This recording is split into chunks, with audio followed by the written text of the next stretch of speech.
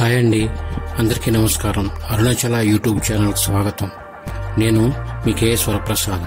ఈరోజు మినపట్టు మెత్తన పకోడీ వీటి గురించి హోటల్లో లాగా ఎలా చేయాలో మీకు నేను తెలియజేస్తాను.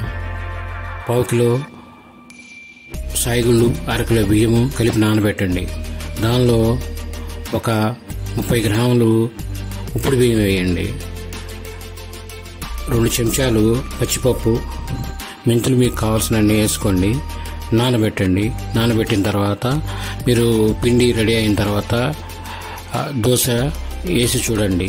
రానప్పుడు మీకు ఉల్లిపాయని సగం కోసుకొని పెనం మీద రుద్ది చూసి మరలా రాకపోయినప్పుడు 1 చెంచా నూనె పిండిలో కలిపి చూడండి.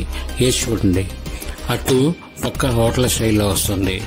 మీకు అట్టు కొద్దిగా రంగు ఎక్కువగా అనిపిస్తే పచ్చిపప్పు తగ్గించుకోండి.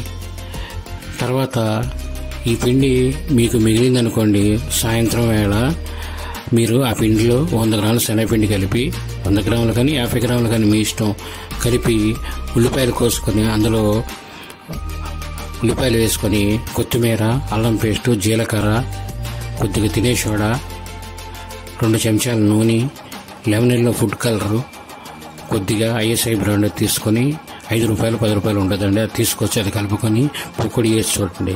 సూపర్గా ఉంటుంది. మీకు హోటల్లో లాగానే ఉంటుంది, రుచిగా ఉంటుంది.